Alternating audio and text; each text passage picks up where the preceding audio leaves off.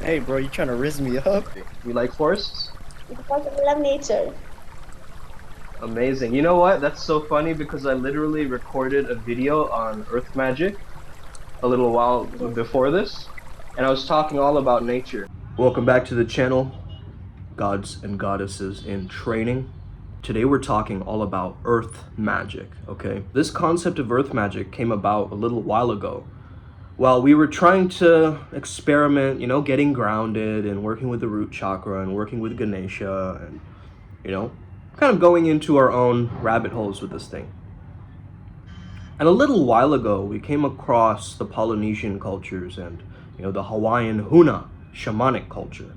Some of these understandings come from there, okay, in terms of the earth magic realm. So this might sound very, very strange to some of you, but I am a channeler. Okay, I tap into these different energies, these different frequencies of these different entities or deities. And I truly believe that anybody can learn how to do this, okay? And this is actually very, very controversial. This is the reason why New Age is called demonic. Because anything that goes against your control of the human mind is labeled as demonic.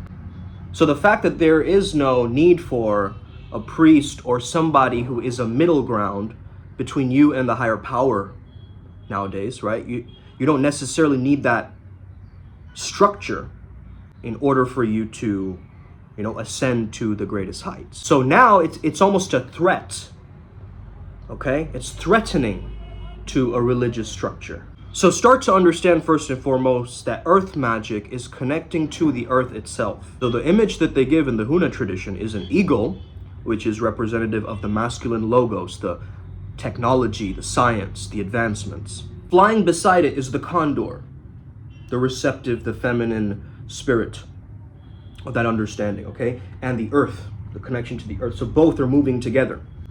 And this is what we believe in Primal Sutra as well. And according to the Dilts model, we have the soul and the ego moving together, okay? So this is not about rejecting completely the material world. It's about moving alongside it in a healthy way, in a sustainable way. So this is gonna sound strange to some of you, but this is what I experienced. So a little while ago, I would just call people gnomes, okay? It was just a random thing that I would do. I'd just be like, man, that fucking gnome. Get out of here with your gnome bullshit, right? Call people gnomes, and subconsciously I understood that King Gob, who is the elemental king of the earth, had given me these downloads. So I understood that the gnomes are still part of the hologram, right, of this reality. So if I'm sending these energies to these gnomes will kind of feel like they can play practical jokes on me, thereby connecting me to the earth, okay? Sounds very strange, but this is the line of logic and reasoning where I reached this conclusion. And it's very interesting how King Gob sounds like globe and gnome. There's a word etymology thing happening there, right? Think about this, right? The whole world is underneath you, underneath your feet right now. If you're sitting down or, you know, if your feet are planted on the ground, you're connected to the earth right now. Think about it. This huge giant globe, you're connected to it. And what's really interesting is the hula dancers in Hawaii, you might have said, aloha, hey, aloha, okay? You might have seen that. Now, what does that represent? Because they have shells representing the ocean. They have parts of the jungle, okay, like leaves and trees and shrubs, connecting to that nature. They're tapping into the wind energy of the movement, okay? They're chanting. They're moving with all of the nature, all of the energy, the masculine, feminine, the psyche. So what happens here is the energy from the sun, and this is very paraphrased and kind of bastardized in my own way. I understand that. This is how I understand it. The energy of the sun creates this mist, and the mist has water in it, right? Water vapor from the mist. And this gets sent to nature, right? Cobwebs and so forth. And so this cycle of life is happening, and that's what the hula dancers represent, is that cycle of life. So this constant inhale, exhale of sacrificing life and receiving life is such a powerful belief system for them. So to them, nature has high self-esteem. It's constantly creating. So if that's creativity, and you have a desire, a wanting, you understand that that is still a part of you. That desire is almost divine to a certain extent. So what if you blessed what you wanted? You want that physical body, you bless other people that have that particular body type that you admire. You want that car, you give it a compliment, right? When you notice it. That simple process of gratitude that you're doing is bringing you connected to this life force, this Ohu, this mist. How do you know what you want? Ask yourself this: what keeps me in alignment with the earth's values? That's what you really want. That's underneath what you want. Okay, what does the earth want? Care, compassion, love, kindness, patience. Okay? Loyalty, maybe. So imagine if you could do this visualization daily, where I love to do this, man, because it's so powerful. I imagine I'm sending a lattice or energy grid out into the planet. And this could be through my guides or whatever instance that I have at that time. I like to use now magic, if that makes sense. So now shamanism. Because through the now you tap into your instincts. And this is what earth magic is about. This is what earth wisdom is about. Only going, and this is a perfect shirt to wear, right? Only going into the darkness can we receive those shamanic initiations. So through the darkness, you will find something called a dual awareness guide, which is basically a shadow worker in the spirit realm. And through the darkness, they will be able to guide you to face what you need to face and accept what you need to accept about that. This could be coming from your most inspired self, your highest self as well. Understand that we've always had this thing called our gut instinct. If you look at acupressure, traditional Chinese medicine as well, you'll notice that the earth element is associated with the stomach and the spleen meridians. Your gut instinct, your hara line, okay? What you are feeling deep within the pits of your stomach, that gut instinct, that serotonin where it's produced, which creates meaning. That secret reservoir of energy has something to teach you.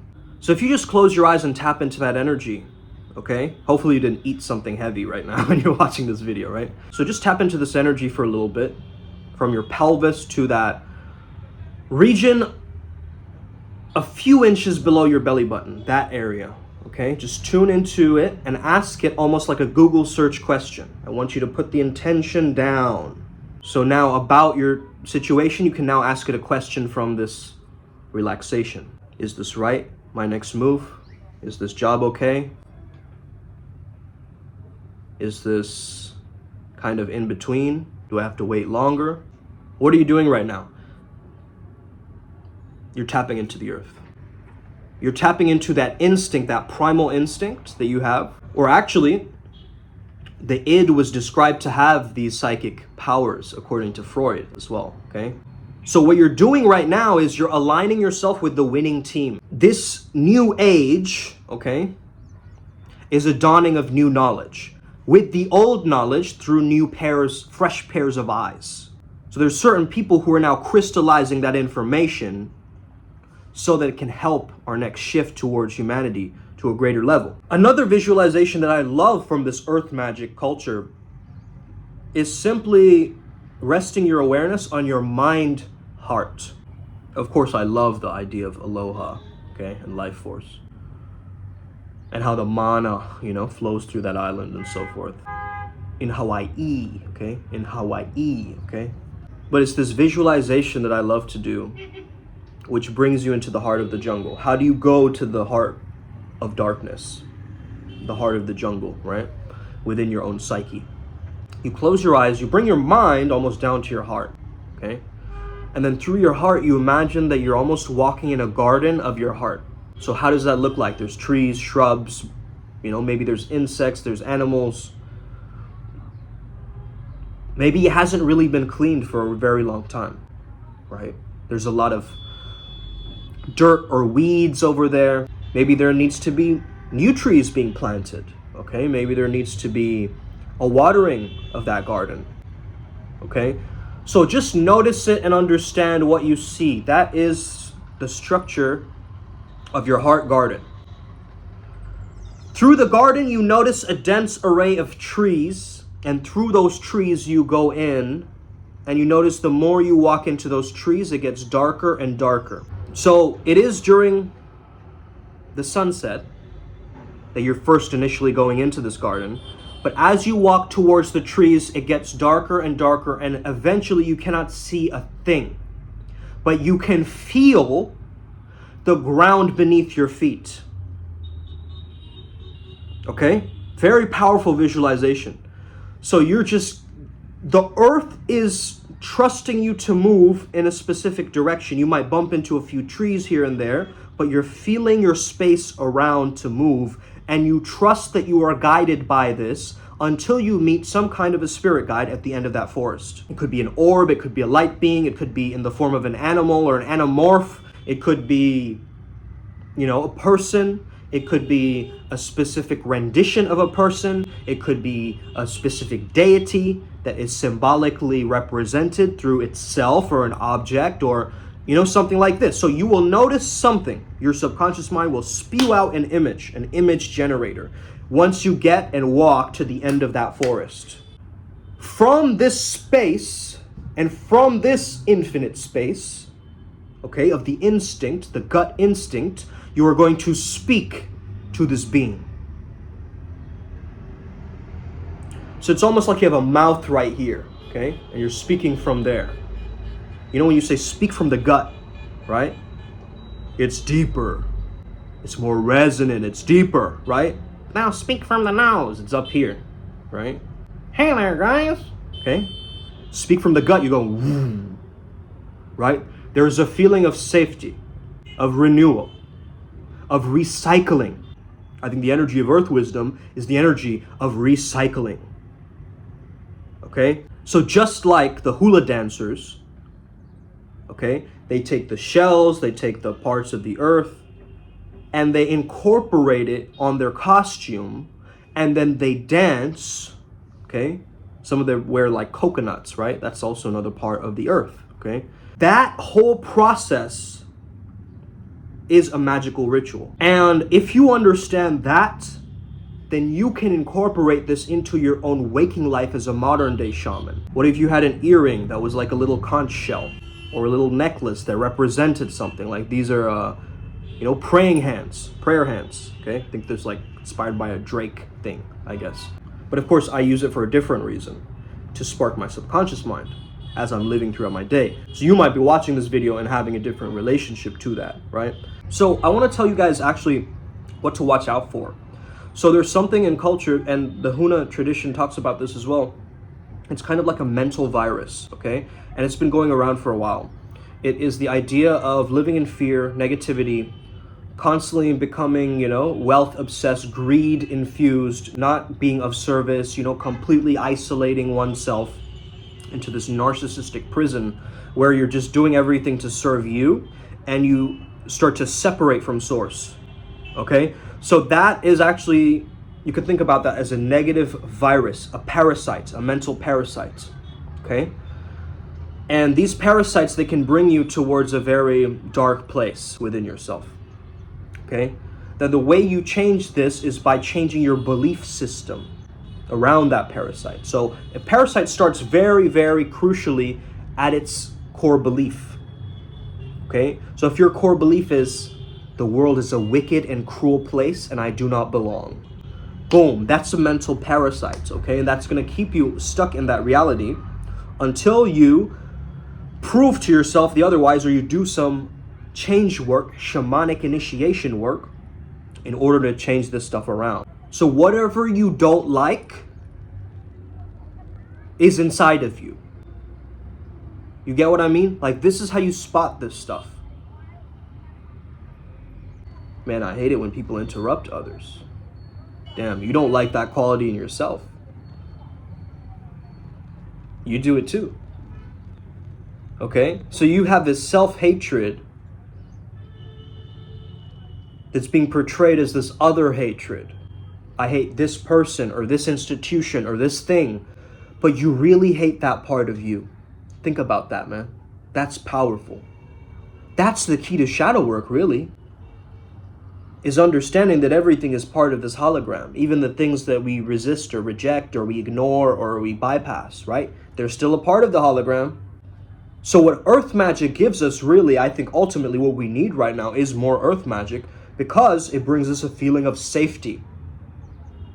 Because nature teaches us that it can keep going, right? Winter, summer, spring, all the seasons are changing, but everything is working according to its own rhythm. And the flowers have bragging rights. They're just blooming and shining. So what is the spiritual bragging rights? I think spiritual bragging rights is life force energy. That's when you flex in the spiritual world, because you're like, man, I'm feeling so, that expansion, I feel it within my system. I can't even believe it. I think spiritual bragging rights is when you become a conduit and you allow the higher entity to brag for you, through you, okay? And so it's almost like a higher density equation that you're translating, okay? And people are feeling that life force energy.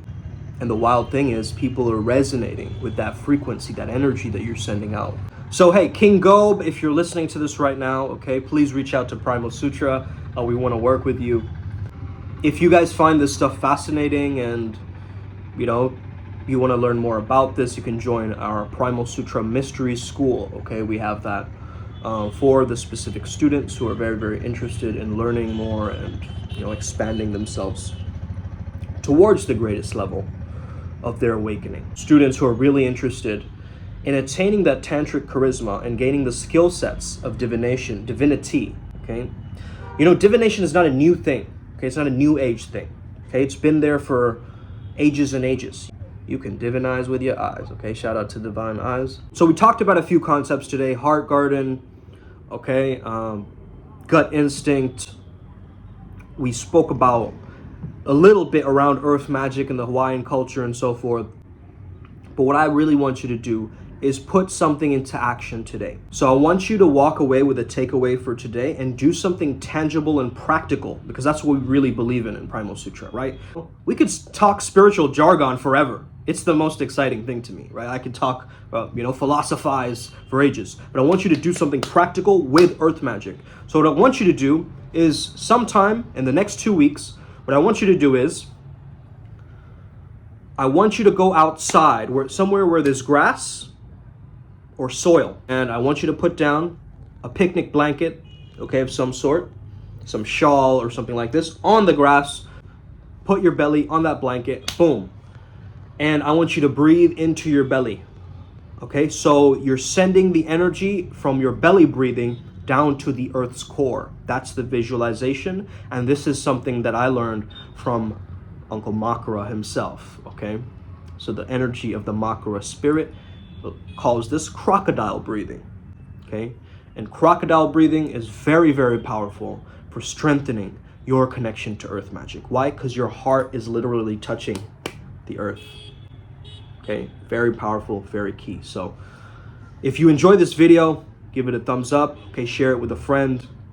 Maybe even comment, right? Maybe even comment, because it's like, then other people will get to know about this stuff, right? So you're actually doing others a favor. If you enjoyed this and you found value in it, you're doing someone else a favor by either commenting or sharing it, or, you know, joining our Telegram group, for instance, okay? So let's keep this upward spiral moving, man. We've got this every single day. We're winning. I'm about to do an Akashic record session with Heather today, so I'm gonna update you guys on that as well. Okay, let's get it. Upward spiral, gang. May we never be the same again. See you guys on the other side, and for others, good night. If you're watching from a different time zone, I'll see you in the astral. Os.